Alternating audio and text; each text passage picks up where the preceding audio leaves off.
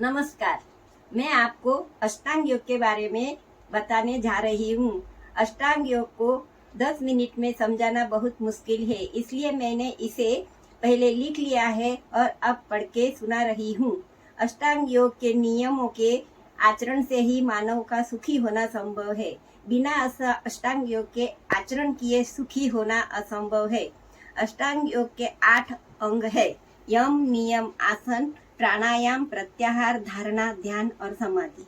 पहला अंग यम है। यम के 5 भाग है।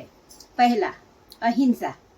बिना कारण मन, वचन व कर्म द्वारा किसी भी प्राणी को किसी तरह का कष्ट न पहुंचने की भावना एवं समस्त प्राणी मात्र से प्रेम होना अहिंसा है। दूसरा, सत्य। जैसा मन ने समझा, आंखों ने देखा तथा कानों ने सुना, वैसा ही कह देना सत्य है। सत्य की अनिवार्य शर्त यह है कि उस सत्य से सबका भला होना चाहिए। तीसरा, अस्तेय। मन, वचन, कर्म से चोरी न करना, दूसरे के धन का लालच न करना और दूसरे के सत्व का ग्रहण न करना अस्तेय है। चौथा, ब्रह्मचर्य। समस्त इंद्रियों का संयम करना, खासकर मन, वाणी और शरीर के यौनिक सुख प्राप्त न करना ब्रह्मचर्य है। जन्म से 25 वर्ष तक तो पूर्ण ब्रह्मचर्य रहना ही है। जब गृहस्थ पति पत्नी के 25 वर्ष आए तब वह केवल ब्रह्मचर्य का भंग तभी करे जब उसको बच्चे को जन्म देना है, अन्यथा नहीं। गृहस्थ बाद के 50 वर्ष वानप्रस्थ एवं सन्यासी में पूर्ण ब्रह्मचर्य से जीवन व्यतीत करना है। पांचवा, अपरिग्रह। जरूरत से अधिक वस्तुओं का संग्रह न करना ही अपरिग्रह है। यहाँ यम के 5 भाग पूरे हुए। अब अष्टांग योग का दूसरा अंग है नियम।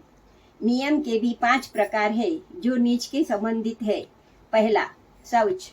शरीर एवं मन की पवित्रता शौच है। शरीर को स्नान, सात्विक भोजन, शक्रिया आदि से शुद्ध रखा जा सकता है। मन की अंतःशुद्धि, राग द्वेष आदि को त्याग कर मन की वृत्तियों को निर्मल करने से होती है। दूसरा, संतोष। अपने कर्तव्य का पालन करते हुए जो प्राप्त हो उसी से संतुष्ट रहना या परमात्मा की कृपा से जो मिल जाए उसे ही प्रसन्नता पूर्वक स्वीकार करना संतोष है। तीसरा, तप। सुख दुख, सर्दी गर्मी, भूख प्यास आदि द्वंद्वों को सहन करते हुए मन और शक्ति को साधना तप है। चौथा, स्वाध्याय। विचार शुद्धि और ज्ञान प्राप्ति के लिए विद्याभ्यास, पूर्ण विज्ञान का ग्रंथ, वेद, धर्मशास्त्रों का अध्ययन, सत्संग और विचारों का आदान प्रदान स्वाध्याय है। पांचवा, ईश्वर प्रतिधान।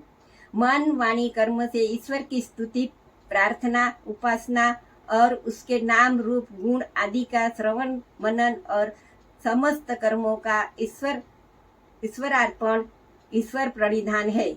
अष्टांग योग का तीसरा अंग है आसन। स्वस्थ रहने के लिए आसन करना जरूरी है।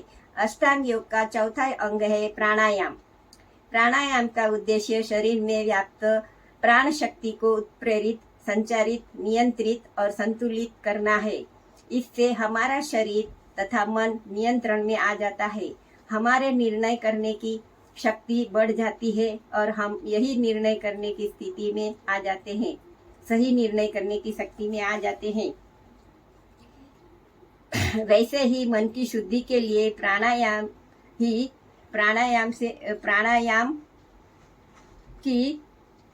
से हम स्वस्थ और निरोगी होते हैं, दीर्घायु प्राप्त करते हैं, हमारी स्मरण शक्ति बढ़ती है और मस्तिष्क के रोग दूर होते हैं। अष्टांग योग का 5वां अंग है प्रत्याहार। जब इंद्रियां अपने विषयों में मुड़कर अंतर्मुखी होती है उस अवस्था को प्रत्याहार कहते हैं। सामान्यतः इंद्रियों की स्वेच्छाचारिता प्रबल होती है। प्रत्याहार की सिद्धि से साधक को इंद्रियों पर अधिकार, मन की निर्मलता, तप की वृद्धि, दीनता का क्षय, शारीरिक आरोग्य एवं समाधि में प्रवेश करने की क्षमता प्राप्त होती है। अष्टांग योग का छठा अंग है धारणा। स्थूल व सूक्ष्म किसी भी विषय में आध्यात्मिक प्रदेश आदि ब्रह्म विषयों में बाह्य विषयों में चित्त को लगा देने को धारणा कहते हैं। यम, नियम, आसन, प्राणायाम आदि के उचित अभ्यास के पश्चात यह कार्य सरलता से होता है। प्राणायाम से प्राणवायु और प्रत्याहार से इंद्रियों के वश में होने के चित्त में विक्षेप नहीं रहता। फलस्वरूप शांत चित्त किसी एक लक्ष्य पर सफलतापूर्वक लगाया जा सकता है। विक्षिप्त चित्त वाले साधक का उपरोक्त धारणा में स्थित होना बहुत कठिन है। जिन्हें धारणा के अभ्यास का बल बढ़ाना है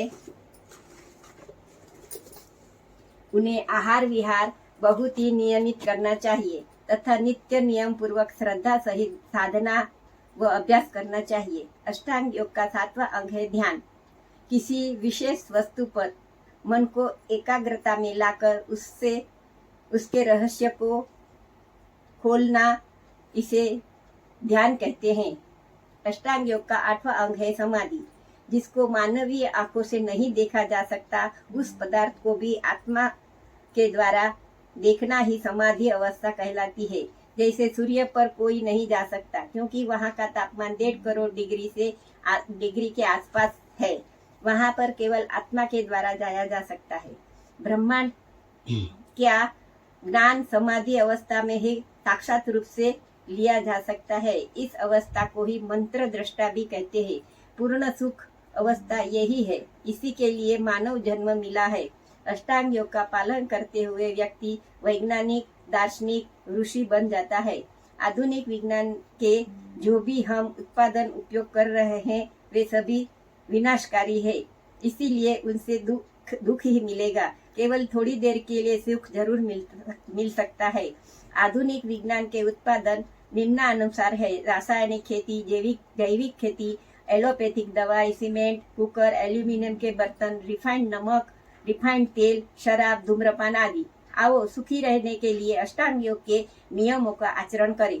धन्यवाद।